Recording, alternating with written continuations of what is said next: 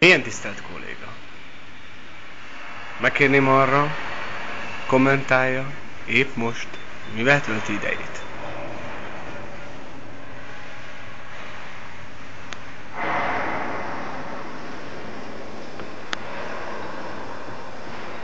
Milyen tisztelt kolléga? Megkérném arra, kommentálja épp most, mivel tölti az idejét. Verjük egymás faszát.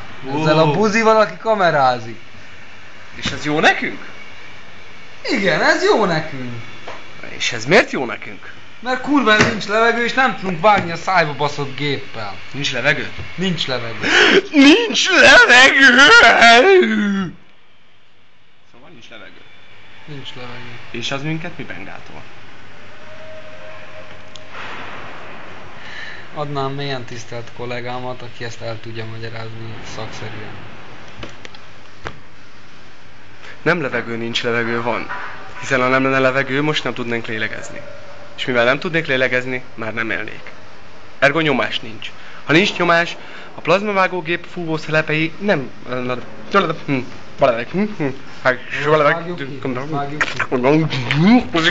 Igen? Kezdjük újra. Tehát.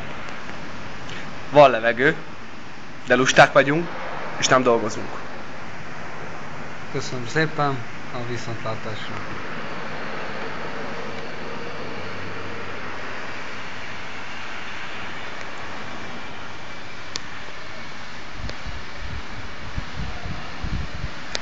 Ugye milyen gyors vagyok?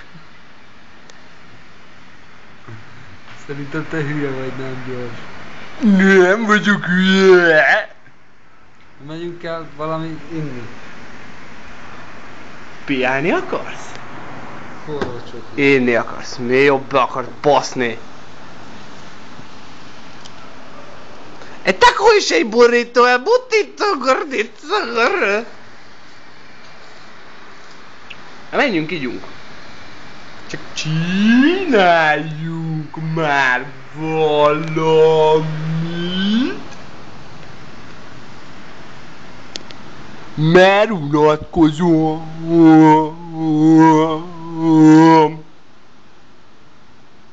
Tényleg bolond? Igen.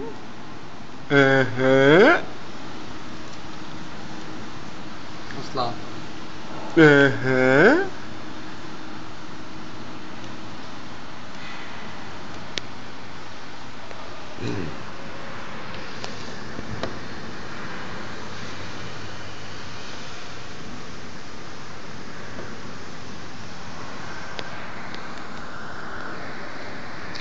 Mint látható, a barátunk ezzel tölti nap mint nap 2-3 óráját.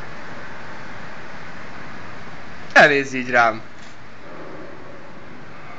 Miért kell hazudni a kamerán?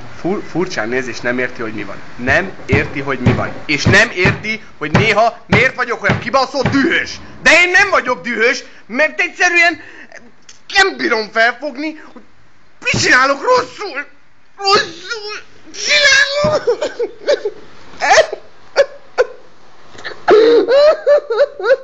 Akkor iszunk? Faszén nem mentél színésznek, bazd meg. Vagy valami nem tudom, komikusnak. Komikus? Komikus az egész élet, tesó. Ennyi, ennyi. Akkor iszunk? Ne, gyere! Akkor iszunk. Ivás után találkozunk.